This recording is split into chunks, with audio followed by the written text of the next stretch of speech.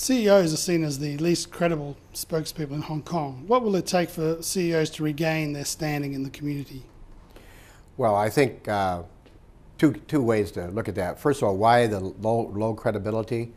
I think that part of the problem with CEO presentations is oftentimes after the legal department vets the speech and so forth, they become very anodyne and very high level of generalization. So it's not so much a matter of trust that the information people are receiving is incorrect, but they're not getting enough, not enough deep dive into the data. So I think one of the things that this survey reminds us to do is that when we have spokespersons, they have to really back up really dig into the issues a little more deeply, that taking in consideration what the stakeholders really want to know. The other side of it is on building credibility, I think, is that there has to be, I think, as was raised at this conference this morning,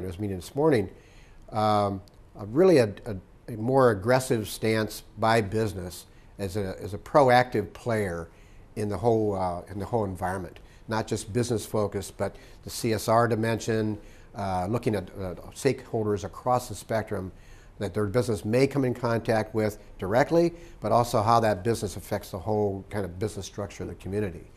I think there's a lot of move in that direction, but I don't think it's being communicated probably as effectively as it should be. Do you think the Hong Kong government can bridge the divide in LegCo and tackle the issues that are unsettling Hong Kong residents at the moment? I certainly hope so. I think one of the issues where, I've talked about this on other occasions, we're seeing kind of a rise of dysfunctionality in elected legislatures around the world.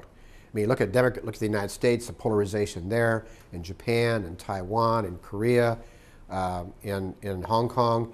There's a tendency to drive to inflexible, extreme positions that there's no room for compromise. Only filibuster, or I'm not going to compromise. And I think if you go back to the principles of strong democratic interaction, you've got to have a constructive interplay between the administration and the elected body, and that the heart of it is compromise. And compromise doesn't mean surrender. It means you step back from your private interests, and there always will be private interests or factional interests. There's always there. Those are constructive, actually. But you got to look at the big picture, what's good for the community, what's good for the city-state, or for the country. And that means doing nothing because of lack of interaction is bad for the body politic, basically. So I think that both the executive side and LegCo here in Hong Kong are going to have to step back and say, there are certain things that are necessary for the welfare of Hong Kong in the long term, let alone the midterm, that we got to keep focused on, and that means searching for some more middle ground. Am I optimistic about that happening? I think we have to look to the extremes and talk to those people and see if they are going to be flexible or not. What about business? Business continues to face public distrust. Do these latest findings clear a path for business to earn the license to lead? I think criticism of business trust or whatever else is very healthy. The worst thing I think, as I run American Timber, represents business. The last thing I want to have is no one telling me that I'm doing things wrong or should be doing things better. Because, looking in the mirror all the time, you get kind of satisfied. Well, not always satisfied, but you get satisfied with what you're doing. And if you get good, sharp criticism with content, it really is a catalyst for action going forward. And I think this survey really serves that.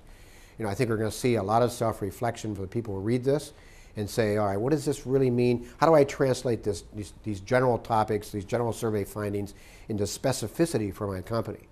I'm certainly going to do it for my own organization. And I think the engagement of business in being proactive about the concern we all have on competitiveness, what does that really mean? How does that translate into action beyond the usual things of moaning and groaning about this or urging that? I think there's a much more compound, complex approach to being a productive business citizen in the community than there used to be. And frankly, I think it's a trend in the right direction. I think the Edelman report really drives it in the right direction.